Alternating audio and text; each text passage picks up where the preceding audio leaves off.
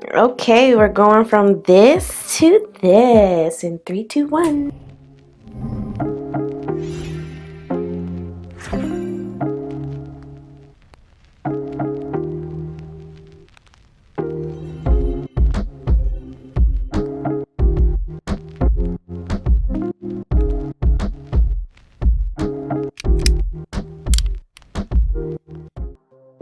Alright guys, so I'm back with another nail video. This is fun and exciting. So I took off my last set. I actually had it on for like 2.5 weeks, and then actually a couple of them started to pop off, but that was completely, my fault, being rough or whatever. So I'm taking this cute little cuticle pusher. It's like one of those sanding cuticle pushers, and I'm just pushing my cuticles back. And I'm also using this, like, I don't know what this is called. If you know what this is called, please let me know in the description box.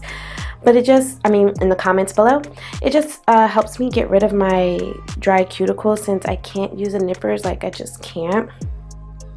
So I'm taking this sanding bit, and I have my e-file on really, really low. Like, it's so low, it's like barely touching my nail beds, and I'm literally just taking off that shiny layer very lightly. And then I'm taking this cuticle bit. It's one of those with like a pointy top, but then the bottom part is like rounded. So I'm trying to use the round part on the cuticle part, just because I didn't have like the ball cuticle bits, but I have it now. Your girl's getting fancy. So anyways, I'm using the ball part of this to get rid of any excess cuticles, and then we're moving on to nails. So I did want to point something out, which when I was ordering my nails, I didn't see a lot of people talk about this. These are the long stilettos, and then they have the regular stilettos. I believe BU sells it, as well as, I guess it's called Vivis or Vivace. I don't know how to pronounce it, but they have the regular stiletto and the long stiletto. So the long stiletto will give you that tapered coffin look, as well as like, like a tapered square. Like, you can get that out of it as well. Whereas like the stiletto, the regular stiletto, if you want them to be coffin, it'll work. But if you want like the long tapered square, or you want them really, really long, you just like can't cut the regular stiletto. So that's the difference, and it comes in natural and clear, but for today I'm going to be using the clear. So yeah, so I went ahead and did one hand off camera. So this is what it came out to be. I actually like it a lot. This is my second time doing the freehand method, and I do think that I have improved. If you see my nails now, they're even more improved. So I went ahead and picked out my nails, the ones to shape my nails, and then I'm using these EC Basket nail glue. Let me tell you about this nail glue, homegirl. This nail glue is like liquid cement. Like, once it dries, I don't know why I say liquid cement, because cement starts off as a liquid. Anyways, once it dries, it doesn't move at all. Like, it is on there, okay? Like, this glue is something special, okay? Like, you could file your nails and your nail's not gonna pop off. This one I went kind of far. I shouldn't have gone that far down, but anyways. So I just placed the glue on the inner part of the nail, and then I went ahead and, placed them on my nail tips. So I'm taking my Kiss nail cutter, and I'm just cutting off the tips of these nails. I actually have really been enjoying my long nails, so if they aren't even right away, you can always use like your file to file them to the shape that you want. So that's what I'm doing here. I'm getting rid of that little ridge between my nail and the artificial nail, and then I'm going to buff the nails. If you don't buff the fake nail, then your PolyGel or gel polish or whatever you put on top of it is literally going to slide right off. Like, it's not going to stay. So you do have to make sure that you buff the nail, get it all roughed up and looking rough, and that's the best way to, get your nails to stay. So I'm taking this little duster, and I'm dusting off as much dust as I can with this before I move on to my next steps. I'm going to start by using a nail prep dehydrator by Model 1. So I'm just adding this to my you know, my actual nail, not the artificial nail. And I'm doing this to all of my nails, so I guess I'm adding it to my nail bed. Sometimes I do this before I add on the tips because it will help the tips to adhere and stay on a little better when they're, you know, on a dehydrated surface. So for primer, I'm using this nail primer by Model 1. I actually like this primer a lot. What I have learned though is if you are going to use this primer, do 2 layers.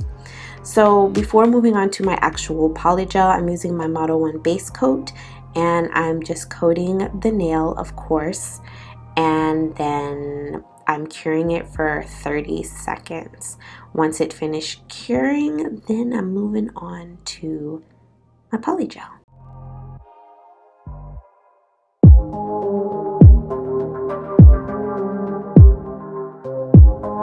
So Model 1 set that I got actually came with its own slip solution. It's a really small bottle, but you really don't need a lot at a time.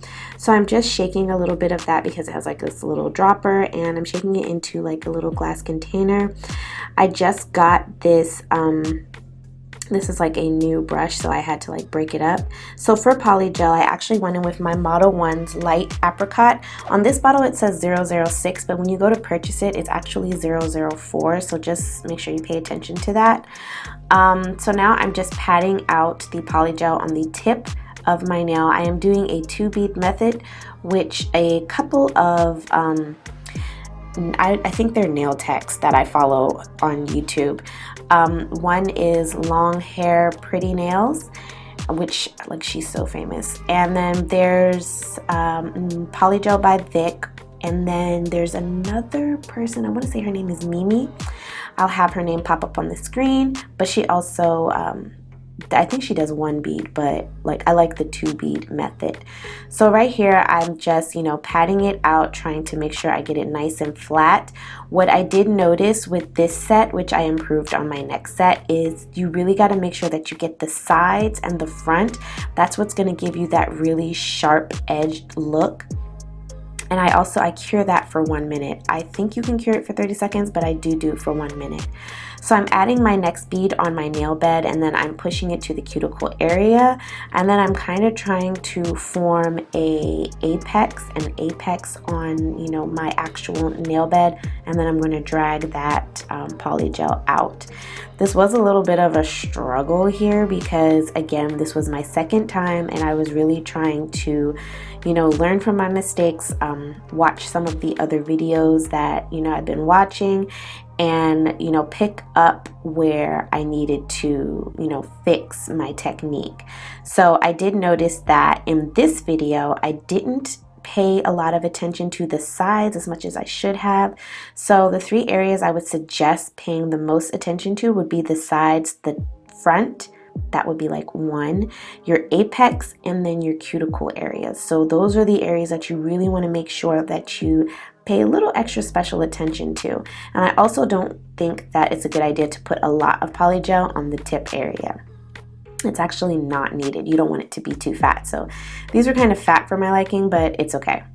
So moving on to my index finger, I'm just doing the same thing, 2 beads, and I'm speeding it up because we've seen all those before.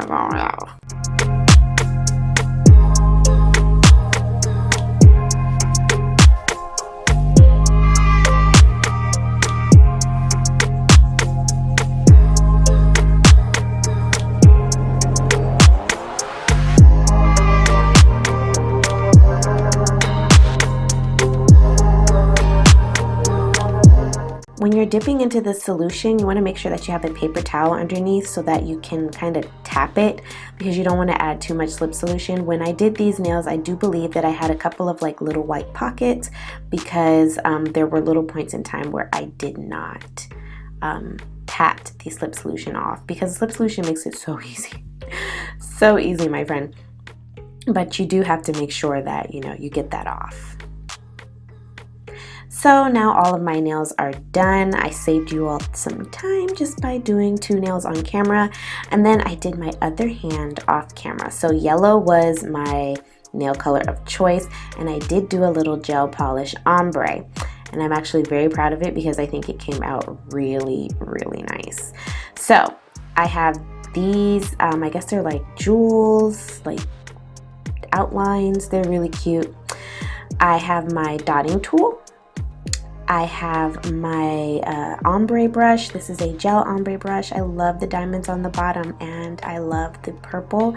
On this brush, what makes it different is it looks like a regular gel brush, but on the ends it has like these little sparse areas which really help to ombre your nail out. Then I have my little, this is new, this is my new like gem picker, and then it has the little pushing tool on the other end, and it's my favorite color, pink, and it's just so pretty. Super cute.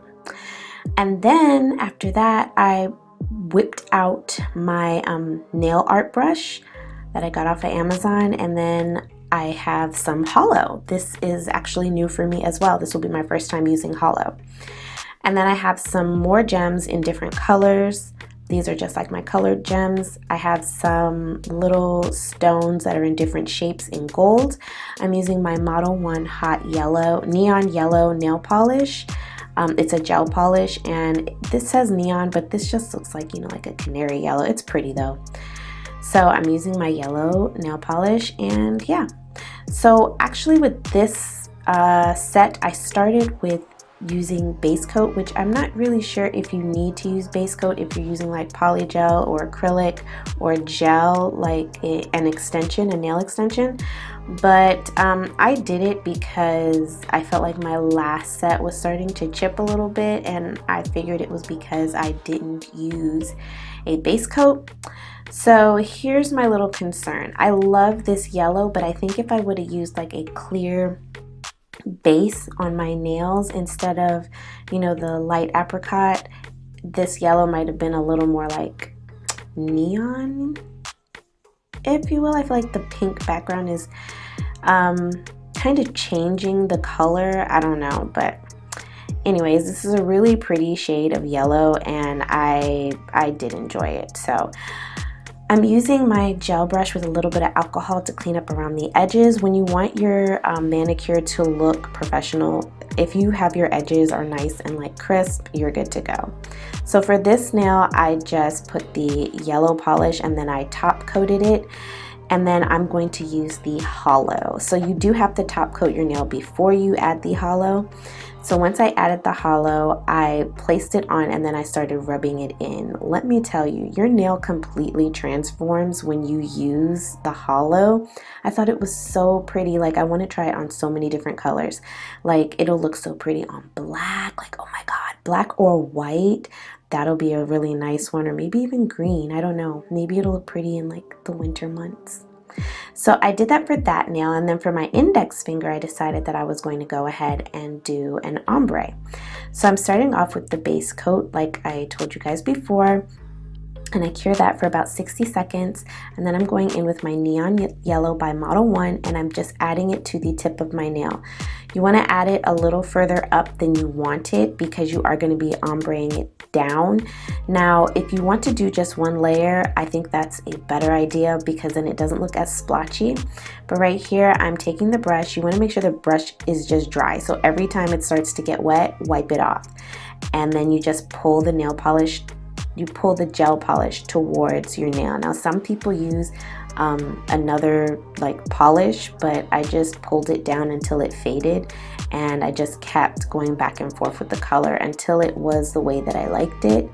And I actually think it came out really good. And this was my first time doing it. I actually did 2 layers just to see if I can get it, you know, nice and opaque. But I do think that maybe 1 layer would have done. So I did another hollow on my middle finger, and then I ombreed my ring and pinky finger out, and now I'm going to move on to my stones.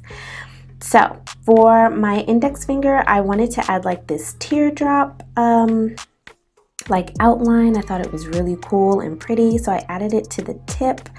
And I'm just, you know, like shaping it and then moving it to where I want it. And then before I cure it, now mind you, there is top coat here. I'm going to add this little teardrop shape that was in the little gold shape ones. And then I'm taking a yellow gem and I'm placing it on top. I just thought it was cute to place it this way. I have no real rhyme or reason for why I did this, but I did kind of want like a teardrop shape. So this is my white gel polish by Gel-Lyn, and it's just, you know, plain old white gel polish. And I'm going to place this in a dish, and I'm going to use my little drawing like brush, and I'm just going to do a couple of lines just to kind of make it like, you know, a little creative. I didn't want any nail to be like plain, so that's what I'm doing here.